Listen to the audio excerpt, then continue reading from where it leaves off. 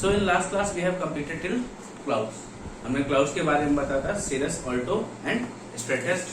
Then उसके according से हमने उनके स्ट्रक्चर और हाइट के अकॉर्डिंग उनके डिफरेंट नेम्स पढ़े थे। There are 10 types of cloud. फिर उसके बाद आपको मैंने नॉक्टिल्यूसेंट लास्ट कराया होगा, that night shining cloud forms in mesosphere. ये बताया था, लगातार 6-6 महीने तक पोल्स पे रहते हैं। Then we have to start with today precipitation.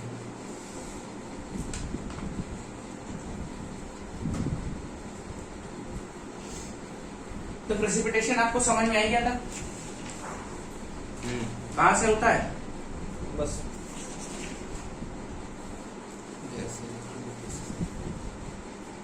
Nimbus cloud से होता है। Precipitation generally occurs with cloud. Clouds। Cloud से ही होता है, ठीक है। तो precipitation can be in form, किस फॉर्म में हो सकता है? सॉलिड में भी हो सकता है, लिक्विड एंड लिक्विड लिक्विड में भी हो सकता है। सॉलिड में क्या क्या होगा? Snowfall, hail and sleets. ठीक, स्लीट्स क्या? और बताते हैं, कभी सब कुछ बताएंगे। देन इसमें रेन रेन जेंटल होगा तो फिर एक नॉर्मल रेन होता है, तो मतलब थोड़ा सा इंटेंसिटी उसकी तेज बड़ी होगी, ड्रिजल से ज्यादा होगा। और कभी कभी क्या हो जाता है? Heavy thunder strong. जब रेन की इंटेंसिटी क्या हो उस समय मैक्सिमम होती है, बहुत देर लेता है। ऐसे ही हमारे और कहां से आते हैं? एक इसमें भी तो आता है स्नो स्ट्रॉन्ग। देन इसमें एक आता है हेल स्ट्रॉन्ग। मतलब नॉर्मली हो रहा वो तो ठीक है, लेकिन इसमें क्या होगी? इंटेंसिटी तेज होगी। बहुत ज्यादा होगी। तो precipitation can be in two form, solid and liquid. ये बात समझ में आया? लिक्विड में क्या क्या है? रेन में ड्रिजल है, then rain normal rain, then rain thunderstorm. ये हो गया। देन और क्या करना है इसमें? तो हम इसमें इस बात करते हैं स्नोफॉल की। स्नोफॉल है जो आपका, तो स्नोफॉल आपका किस रीजन में होगा? पोल्स पोलर रीजन्स में हो, पोलर रीजन्स में होगा। ठंडे होते हैं। अच्छा, हम तीन रीजन्स की बात करें, इसको नोट करना है। नोट करना।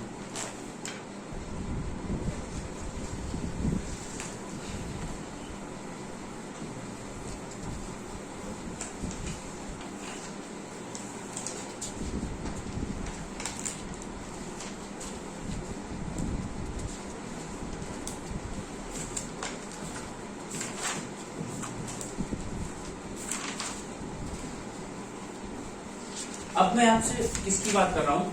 स्नोफॉल की। स्नोफॉल इन रीजन्स में कहां कहां हो सकता है?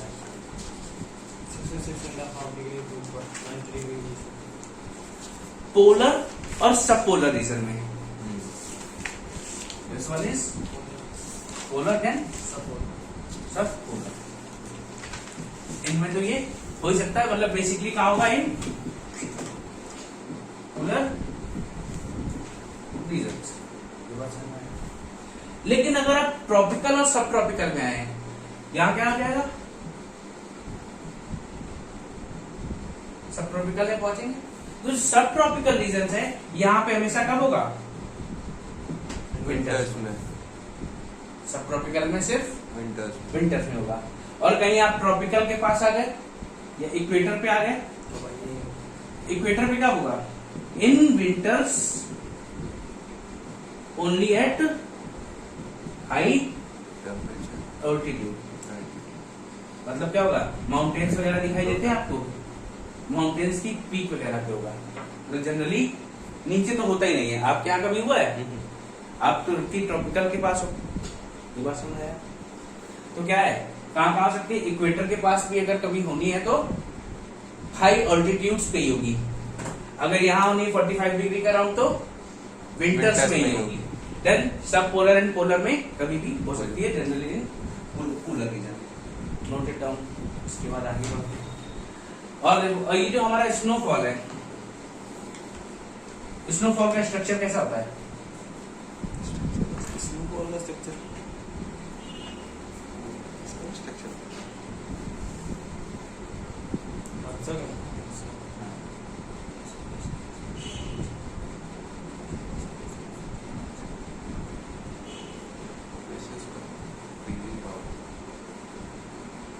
ऐसे स्ट्रक्चर्स देखे हैं?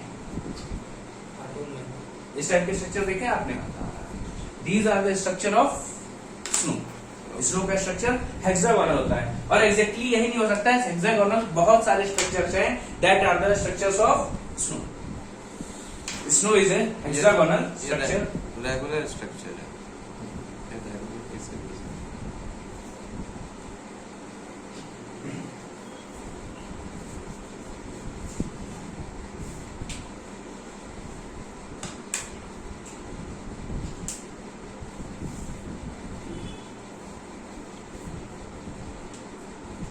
यहाँ पे क्या लिखेंगे? All seasons.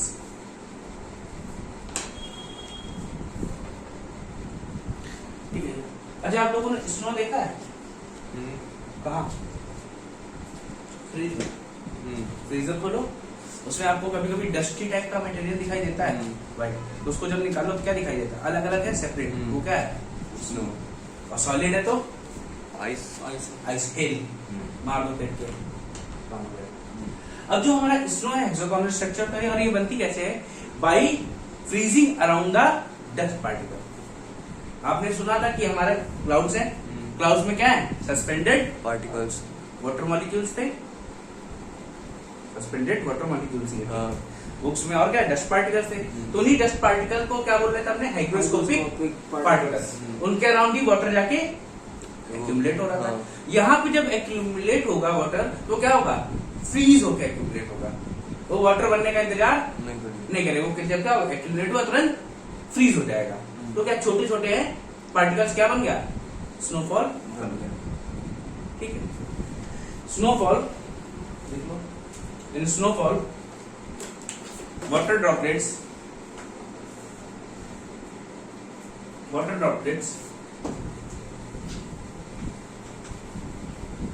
freezes around the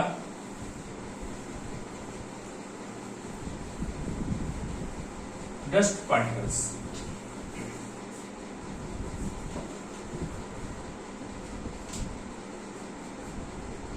Freezes around the dust particles and it always takes place in cooler places. Snowfall कहाँ होगा? हमेशा ठंडी जगह पे होगा। आपके कानपुर में कभी होता है स्नोफॉल?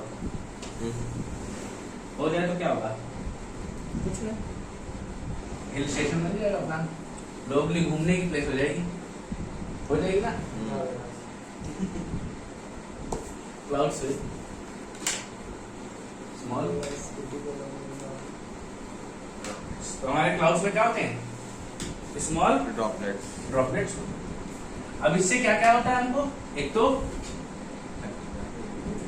स्नो मिलेगा और दूसरा क्या मिलेगा? रेन। अब स्नो के लिए हमें क्या चाहिए? टेम्परेचर बिलो ड्यू पॉइंट या फ्रीज पॉइंट। फ्रीजिंग,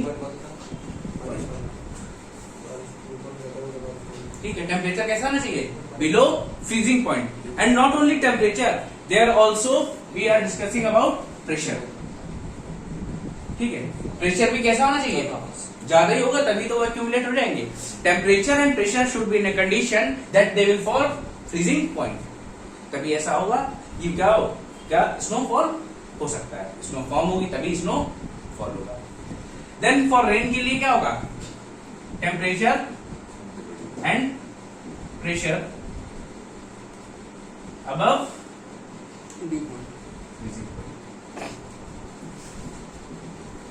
ठीक है। फ्रीजिंग पॉइंट से ज्यादा होगा तभी क्या होगा? रेन हमेशा लिक्विड फॉर्म में रहेगा, तभी तो क्या मिलेंगे? वाटर ड्रॉपलेट्स मिलेंगे, नहीं तो क्या होगा? बर्फ गिरेगी। अभी देखो स्नोफॉल कहाँ कहाँ हो रहा था? Polar, subpolar, polar, subpolar, high altitudes and altitudes. Altitudes. ठीक है। और रेन की बात करें, रेन कहाँ होगा? Tropical and sub tropical. Rain कहाँ हो रहा होगा? Tropical and sub tropical region में। इक्वेटर्स वही इक्वेटर के आसपास की बात कर रहा हूँ, tropical and sub tropical region. ठीक है। अब स्नो कैसे बना था? ड्रॉपलेट्स फ्रीजिंग अराउंड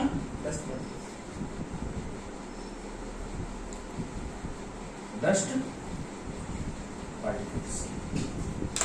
और रेन क्या क्या है? Droplets accumulating around microscopic dust particles. Both dust particles are hygroscopic particles. ठीक है, ध्यान रखना। These dust particles are hygroscopic particles.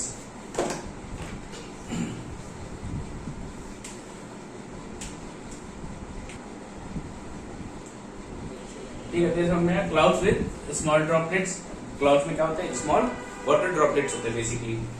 उसमें क्या है, अगर उसी से स्नो बनना है तो क्या होगा? वो वाटर ड्रॉपलेट जाएंगे डस्ट पार्टिकल के अराउंड जाके फ्रीज हो जाएंगे। और वहां पे कंडीशन क्या आनी चाहिए? Temperature and pressure should be below freezing point. और हमें क्या मिल जाएगा? स्नो मिल जाएगा। और स्नो कहाँ मिलती है? पोलर और सब पोलर रीजन में। और ट्रॉपिकल और इक्वेटोरियल रीजन के आसपास अब क्या होनी चाहिए? हाइट होनी चाहिए। जब सब ट्रॉपिकल की बात करें तो विंटर्स में ही होगी। देन रेन की बात करें तो रेन हमेशा कहाँ होगी? Tropical and sub tropical region में। और droplets accumulation around dust particles. पानी की बूंदें क्या करती है? डस्ट पार्टिकल्स के अराउंड एक्यूमुलेट होने लगती हैं। And condition should be temperature and pressure above freezing point. ये बात समझ में आ गई?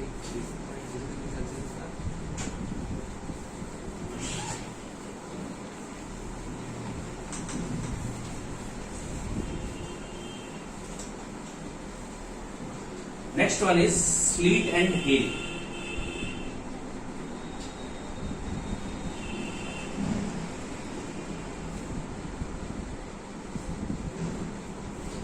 Slit and hell.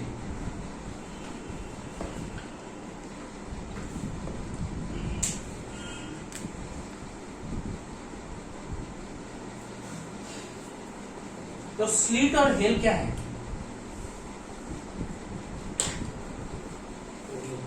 बताओ।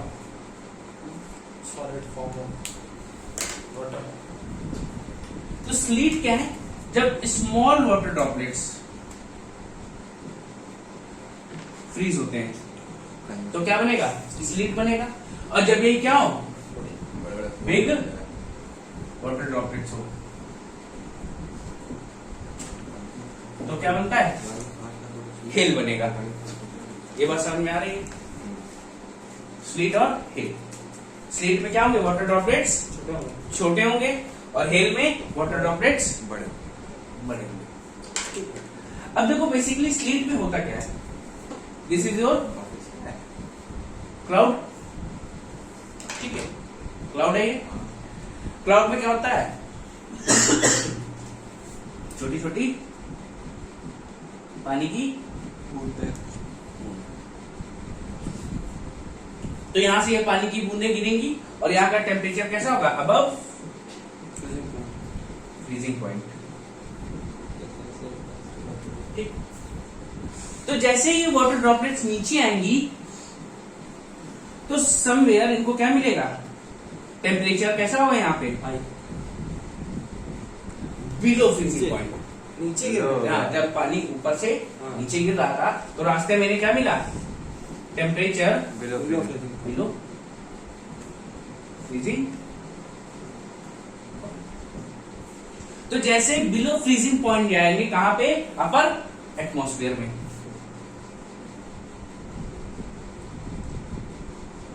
तो यहां पे क्या हो जाएगा? ये water droplets will get freeze. तो अभी क्या होगा? ये आके नीचे गिरेगी छोटी छोटी and these are known as sleets. Sleets क्या है? बेसिकली छोटे छोटे आइस बॉल है। स्लीट्स क्या है? They are small in size. तो क्या हुआ? क्लाउड से वाटर ड्रॉपलेट्स गिरी, यहाँ पे कैसा है टेम्परेचर, अबव फ्रीजिंग पॉइंट, अभी चीजें जमी नहीं है। जब वो रास्ते में आ रही तो रास्ते में उसने एक जगह क्या हुआ, ऐसा टेम्परेचर मिला जो क्या है, बिलो फ्रीजिंग पॉइंट है।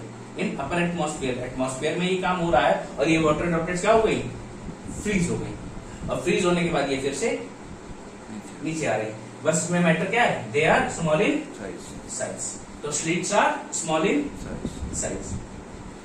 ठीक है, लिखना है, कौन लिख लोगे, हम लिखवा दें। इन स्लीट्स water droplets falls from clouds above freezing point, but somewhere in upper atmosphere they get temperature below freezing point where they get freezes, हो रही है, freeze हो रही है, then they fall on the surface and these are small in size. अब ये जो हमारा स्लीट्स है ये एक्सट्रीमली कोल्ड कंडीशंस में नहीं होता है। Sleeps does not take place in extremely cold condition.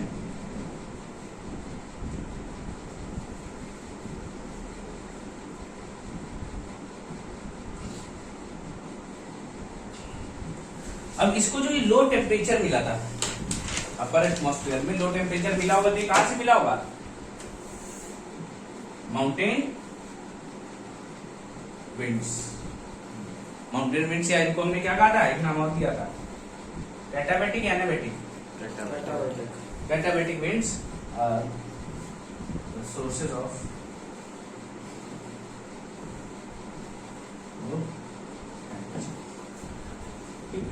ये बात समझ, ये दोनों पॉइंट नोट करो और साथ में हम लोग करेंगे हेल।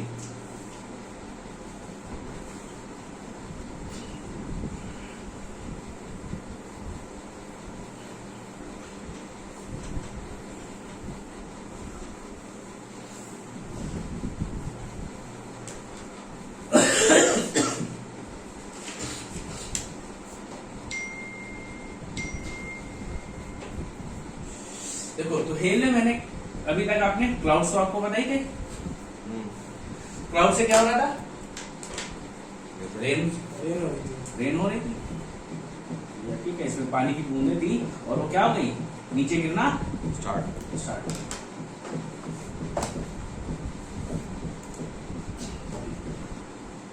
नीचे गिरना स्टार्ट हुई तो समवेयर इन एटमॉस्फेयर इन्हें क्या मिला, बिलो फ्रीजिंग पॉइंट,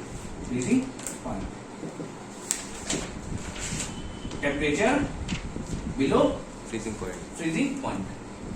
लेकिन हेल के लिए कंडीशन क्या है, हेल होने के लिए पहले तो चाहिए यहाँ पे राइजिंग कन्वेक्शन।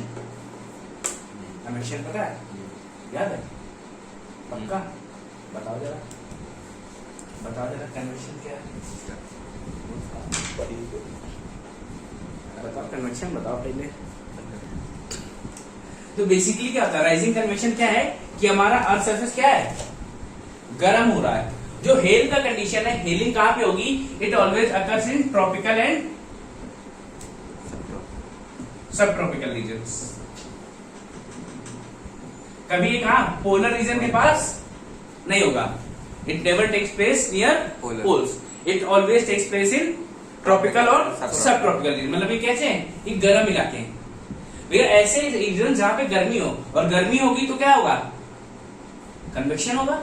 यहाँ पे सरफेस गर्म होगा, टेम्परेचर क्या होगा, राइज होगा, तो यहाँ पे विंड्स कहाँ जाना स्टार्ट कर देंगी, ऊपर की तरफ। याद आया,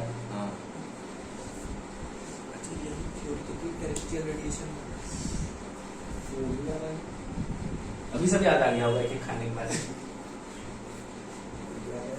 ठीक है, तो जैसे ही ये क्या हो रहा है, जैसे ही ये टेम्परेचर राइज हुआ, विंड्स ऊपर की तरफ गई, और यहां से क्या हो रहा था, वाटर ड्रॉपलेट्स फ्रीज होने के बाद नीचे आ रहे। लेकिन ये वाटर ड्रॉपलेट्स अभी छोटे थे, और इनका टक्कर किससे हो गया, बड़ी हवा से, कन्वेक्शन से। कन्वेक्शनल विंड से इनकी टक्कर हुई, तो ये कन्वेक्शनल विंड क्या करती है, इन वाटर ड्रॉपलेट्स को ऊपर ले जाती है। तो चलो ऊपर, ये क्या करेंगी, ऊपर जाएंगी, ये और ऊपर जाती रहेंगी। ऊपर जाएंगी तो यहाँ पे क्या है, वाटर मॉलिक्यूल्स और ज्यादा है, तो इनका साइज क्या होगा, पानी नीचे जाके और चिपक जाएगा, इनका साइज बड़ा हो बड़ा हो जाएगा। जाएगा। हाँ। फिर ये नीचे आएंगे, हम्म, नीचे आते जाएंगे, फिर पता चला अभी थोड़े और छोटे हैं। ठीक है, अभी क्या है, थोड़े और छोटे हैं, तो क्या होगा, फिर से इनका कन्वेंशनल करंट से टक्कर होगी, हम्म, फिर से क्या करेगी, इनको ऊपर ऊपर धकेलेगी। जाएगी, फिर और ऊपर। ये सिस्टम तब तक होता रहेगा जब तक ये क्या हो, ग्रेविटी इसमें प्रॉपर काम ना करने लगे, ग्रेविटेशनल फोर्स इतना ना हो जाए कि ये नीचे आके धड़ाम से गिर- गिर पाए। मतलब एक्चुअली इनसे ज्यादा होना चाहिए इनका वो। हाँ, ग्रेविटेशनल फोर्स ज्यादा होगा हम्म, इस कन्वेंशनल फोर्स से, हम्म, तो क्या हो जाएगा, ये बॉल्स क्या होंगी, ये जो आइस बॉल्स हैं ये नीचे आके गिर जाएंगे। गिर जाएंगे। ये बात समझ आ रही है? तो ये this process can happens several time. हो सकता है एक बार में वाटर ड्रॉपलेट्स इतनी बड़ी हो गई नीचे आ जाए, और हो सकता है कि 4-5 बार में भी इतना बड़ा ना हो कि वाटर ड्रॉपलेट्स नीचे आने लायक हो। ठीक है, तो दिस इज हेवी। तो फर्स्ट ऑफ ऑल क्या हुआ, rain from clouds above freezing temperature, ये बात समझ में आई? रेन हुई कहां से, क्लाउड से हुई अबव फ्रीजिंग टेम्परेचर। फिर क्या हुआ, अपर एटमॉस्फेयर में ने क्या अमाउंट मिला, वाटर क्या, फ्रीजिंग टेम्परेचर मिला। या यहां से रेन हुई, हाँ, रेन होने के बाद कहां आया, नीचे आई फ्रीजिंग पॉइंट, नीचे, तो यहाँ कहीं क्या है, temperature below freezing point, temperature below freezing point. तो टेम्परेचर बिलो, फ्रीजिंग पॉइंट। तो ये क्या कर रहा है, it causes freezing of water droplets, क्या करा रहा है, freezing of water droplets.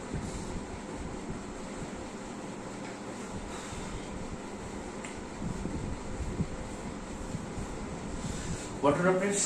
Then अब क्या होगा, इसके बाद जब ये थोड़ा और नीचे आ रही थी तो कन्वेक्शनल करंट क्या कर रहा था, कन्वेक्शनल करंट या कन्वेक्शनल ऊपर जा एयर रहा था। Take them back to cloud. Air clouds. ठीक है,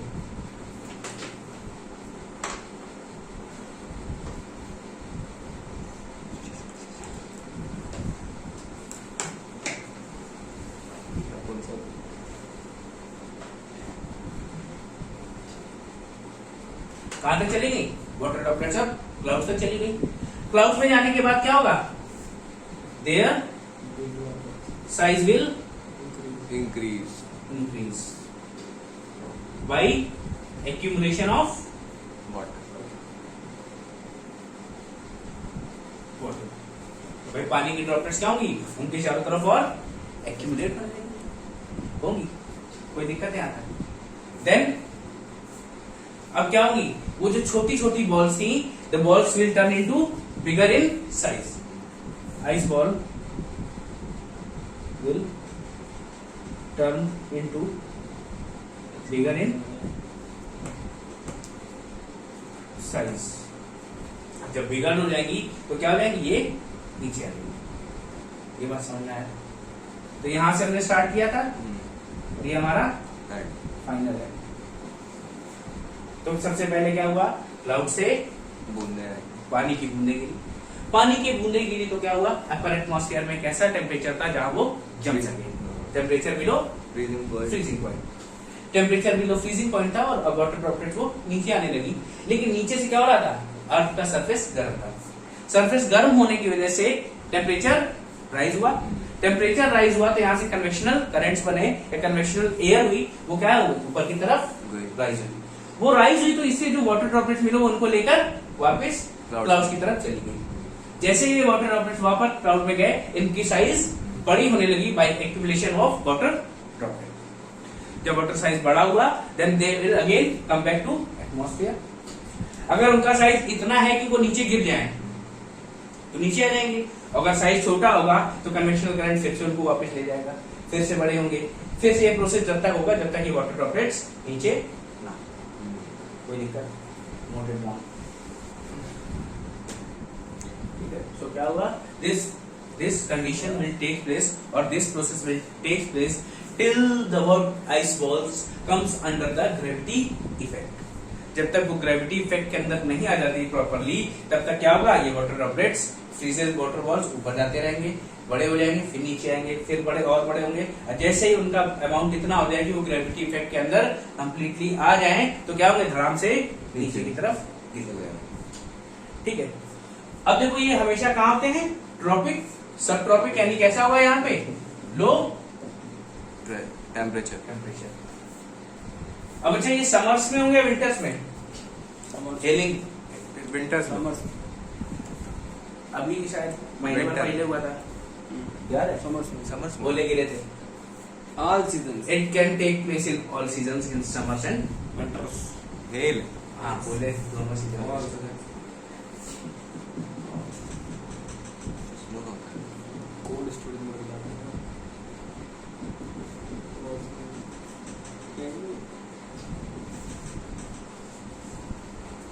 ओले गिरने के लिए क्या चाहिए, कोई भी मौसम हो ओले गिर पड़ेंगे।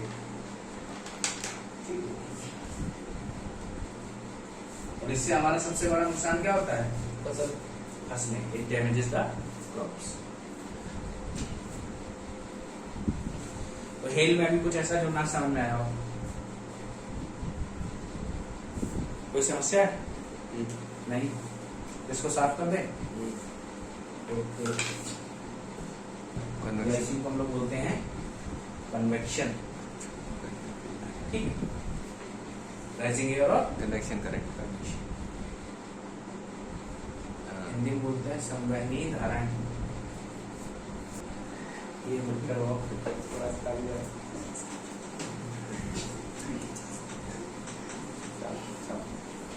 Now your next heading is causes of precipitation. The cause of precipitation.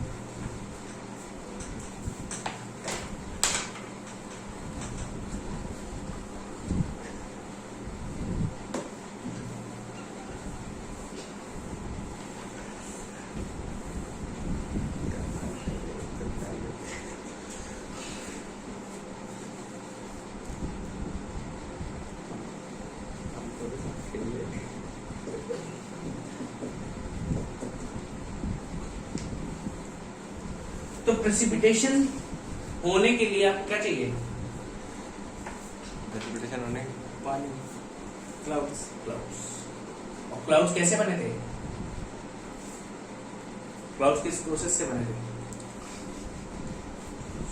Evaporation. condensation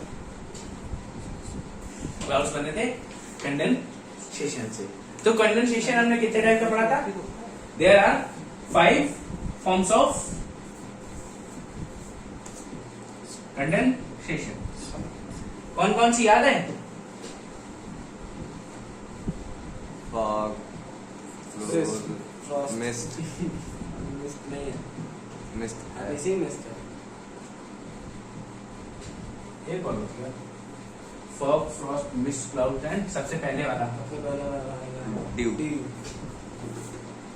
और जिनमें से सिर्फ कंडेंसेशन के बाद प्रेसिपिटेशन कौन करा सकता है, clouds. There are 5 forms of condensation out of which clouds can only cause precipitation.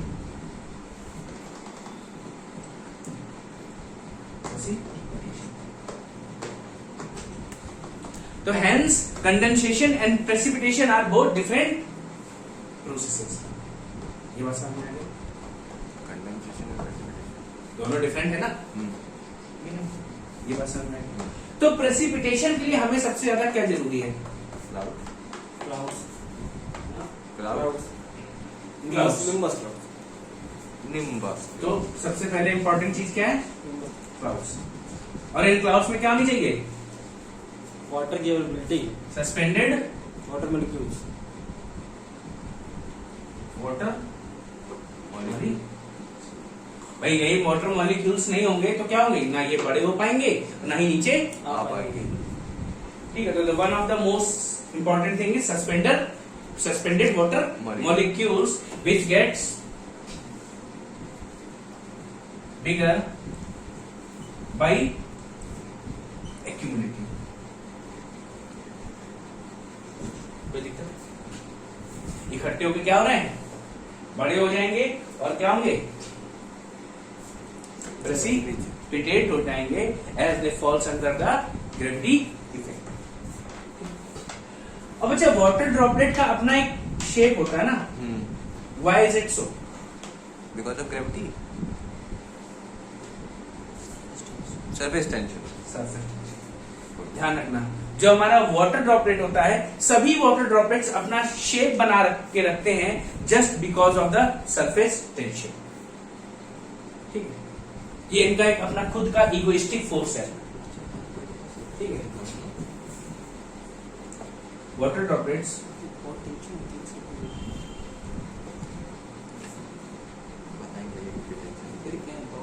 maintains their shape due to surface tension। ठीक है, नोट कर लो। ठीक है, वाटर मॉलिक्यूल्स की तो बात कर ली। नेक्स्ट वन थिंग क्या है भाई, अगर वाटर ड्रॉपलेट्स हमें बड़े चाहिए तो हमें और क्या चाहिए होगा? पानी, डस्ट पार्टिकल। ये बस है। तो प्रेसिपिटेशन के लिए एक कंडीशन तो हमने लिख ली, क्या? Water droplets. Next one is dust particles. यानी को हमने क्या कहा है? Hygroscopic particles. अगर ये हाइग्रोस्कोपिक पार्टिकल्स नहीं होंगे तो वाटर मॉलिक्यूल्स किसके ऊपर गैदर होंगे भाई? एक्यूमुलेट होने के लिए क्या चाहिए उनको? डस्ट पार्टिकल्स चाहिए। अब ये डस्ट पार्टिकल्स ऐसे तो पहुंचेंगे एटमॉस्फेयर में। Conditions for the precipitation in water molecules and dust particles. अब ये डस्ट पार्टिकल तो है हमारे सरफेस पे, और रेन कहां से हो रहा है? और बूंदे अगर बहुत ज्यादा बड़ी नहीं होंगी कि जो क्या हो, ग्रेविटी इफेक्ट के अंडर आ सके, तो कभी नीचे नहीं आएंगे। तो एटलीस्ट इतनी बड़ी तो होनी चाहिए कि वो ग्रेविटी इफेक्ट के अंदर आ जाए, और उसके लिए हमें क्या चाहिए? Hygroscopic particle. And these can be sent to the atmosphere by upper movement. Hygroscopic particles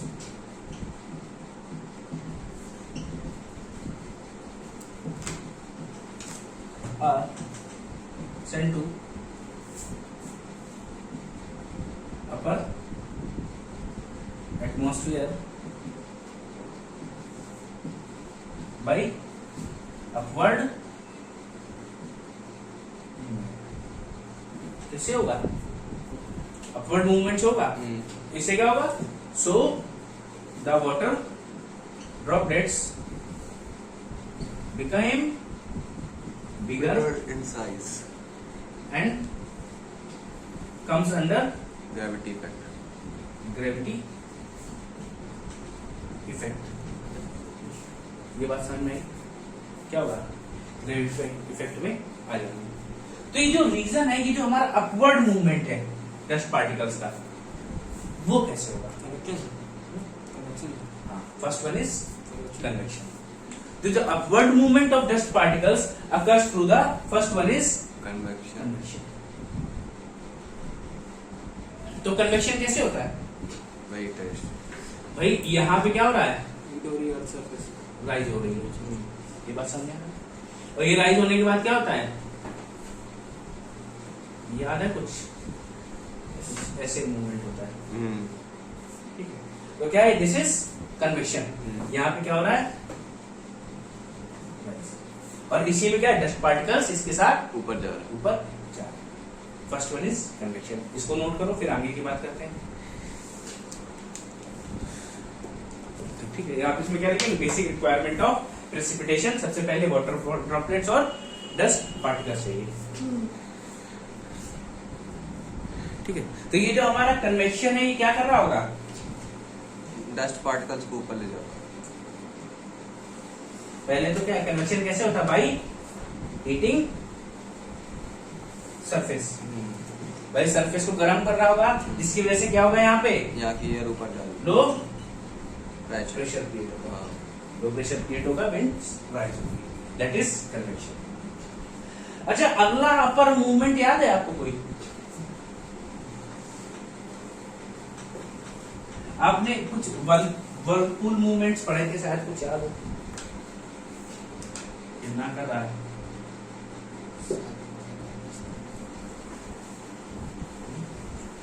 याद है? साइक्लोनिक एंटी साइक्लोनिक वाले। हाँ, अब उसमें से साइक्लोनिक और एंटी साइक्लोनिक, सही बात है। तो इसमें से अपवर्ड मूवमेंट कौन करता है? Cyclonic anticyclonic. Second pulse of rising wind क्या है? साइक्लोन्स। साइक्लोन्स हैं, और कौन से साइक्लोन्स हैं ये आपकी कॉपी में लिखे हुए हैं। First one is tropical cyclone. Tropical cyclone कैसे जाएगा? ऊपर की तरफ राइज करता है, ठीक है। Second one is temperate cyclone. Third one is polar cyclone, या इसी को हम लोग बोलते हैं पोलर वॉर्टेक्स। क्या बोलते हैं? पोलर वॉर्टेक्स, ठीक। ये बात समझ में आ गई। और देखो दो हो गए, पहला क्या हुआ? Convection. Second one is cyclonic upper movement. एक और है, आपको याद होगा, आपको मैंने विंड्स पढ़ाई थी, माउंटेन विंड्स और वैली विंड्स। तो यहाँ पे कौन सी विंड्स हैं जो ऊपर की तरफ मूवमेंट करती हैं? Valley winds. Valley winds. Valley winds. Valley winds क्या कर रही हैं? नीचे वैली से ऊपर माउंटेन की तरफ जाती हैं, तो क्या हो रही हैं? ऊपर की तरफ अपर मूवमेंट कर रही हैं। ये बात समझ? या इन्हीं को हम दूसरा नाम क्या बोलते हैं? बैटिक। Anabatic winds. And so these are moving upward. These winds are also known as orographic winds. क्या बोलते हैं इनको? These valley winds या anabatic winds are also known as orographic winds as they are moving yeah, due to upward movement. They are also known as orographic winds due to upward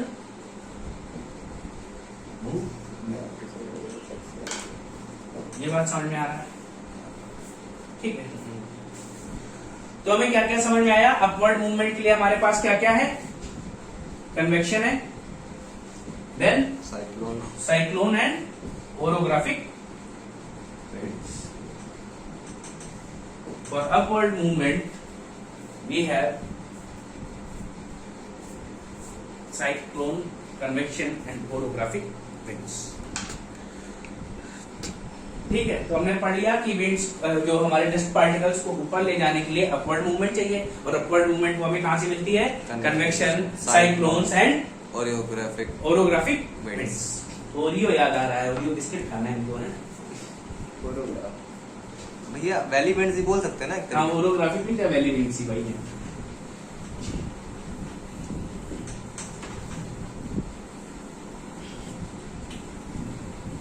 आज के हमारे दो last topic है, sunshine and visibility.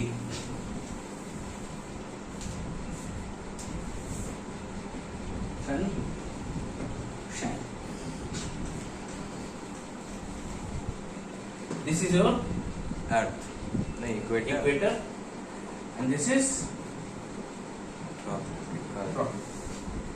ठीक, समझ में आ रहा है? ट्रॉपिक मतलब ट्रॉपिक ऑफ कैंसर या ट्रॉपिक ऑफ कैंसर है, ट्रॉपिक ऑफ कैप्रिकॉर्न, ठीक है। ये बात समझ में आ रही। अब देखो होता क्या है, जो हमारा इक्वेटर रीजन है, यहाँ पे सनलाइट पड़ेगी, ज्यादा पड़ेगी, कम पड़ेगी? ज्यादा पड़ेगी। यहाँ पे टेम्परेचर ज्यादा होता है। हाँ। टेम्परेचर ज्यादा होगा तो विंड्स यहाँ से ऊपर जाएंगी, ऊपर जाएंगी। हाँ। विंड्स ऊपर जा रही हैं तो यहाँ पे क्या बनेंगे? क्लाउड्स। क्लाउड्स बनेंगे। जब क्लाउड्स ज्यादा बनेंगे तो सनशाइन कम होता है, हाँ। ठीक है। At equator, due to formation of clouds, there is less sunshine. ठीक है, ये बात समझ में आ गई। बट वहीं पे हम कहाँ पहुंचे? सब ट्रॉपिकल रीजन। सब ट्रॉपिकल, यहाँ पे कैसा है? Low pressure. यहाँ क्या है? सब ट्रॉपिकल। हाई प्रेशर है, लो प्रेशर? हाई प्रेशर होगा। हाई प्रेशर है तो यहाँ से क्या हो रहा है? सब कुछ क्लियर हो रहा है, हाँ। और क्लियर होने की वजह से यहाँ पे लाइट ज्यादा पड़ेगी। Eight sub tropical region sunshine is more visible. ठीक है, तो कहां पे इक्वेटर पे कम हो रही है due to formation of Clouds. Clouds, but at sub tropical region sunshine is more due to less cloud formation. Less cloud formation. तो बात समझ में आई?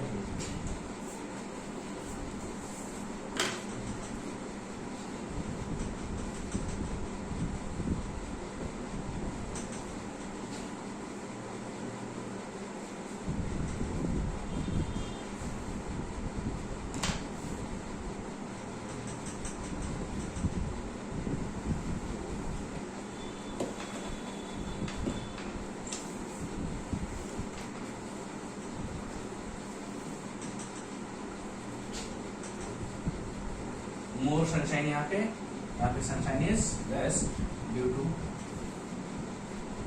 Cloud formation.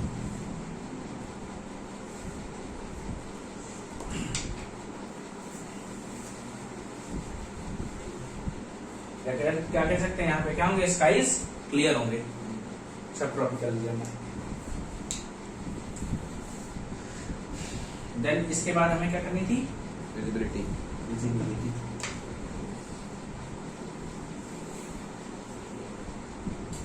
तो विजिबिलिटी जो है हमारी किस पे डिपेंड करती है, हम दूर तक कब देख पाएंगे, जब हमारा एटमॉस्फेयर क्लियर। एकदम क्लियर हो। तो हमारे यहाँ क्या होगा, मिस्ट होगा। नहीं, विजिबिलिटी अगर मिस्ट है तो विजिबिलिटी कम कम हो हो गई। गई, Very good. Reduces visibility.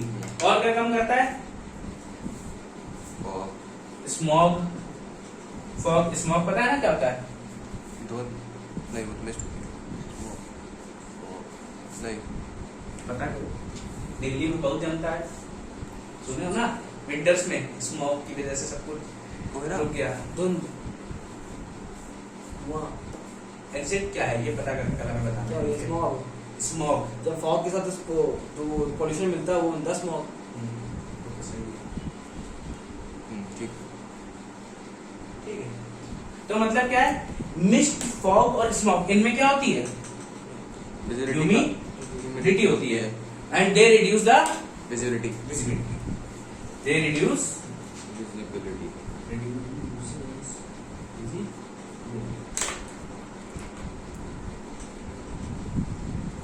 ये बात समझ में आ गई। लेकिन अगर जो हमारी एटमॉस्फेयर है बहुत ज्यादा ड्राई है, तो डस्ट वहां पे कैसे होंगे, जस्ट पार्टिकल्स होंगे। बहुत ड्राई होंगे, हाँ। तो धूल कैसी होगी, ज्यादा। ज्यादा उड़ेगी, हाँ। तब भी हम क्या आस पास देख पाएंगे, नहीं। नहीं देख पाएंगे। तो क्या लिख लो, much dryness, much dryness allows dust to reduce visibility। ये बात समझ में आ गया, ठीक है। अभी देखो हमने क्या कर लिया, एटमॉस्फेयर और वेदर के, क्लाइमेट के सारे कंपोनेंट्स कंप्लीट कर चुके हैं यहाँ पे भैया। ठीक है, आपने टेम्परेचर पढ़ा, आपने प्रेशर पढ़ा, आपने शिफ्टिंग ऑफ प्रेशर बेल्ट पढ़ा, ठीक, ये सब पढ़ लिया। देन इसके बाद क्लाउड्स पढ़े, types of cloud, condensation, precipitation, visibility and sunshine. These are all the components of weather and climate atmosphere.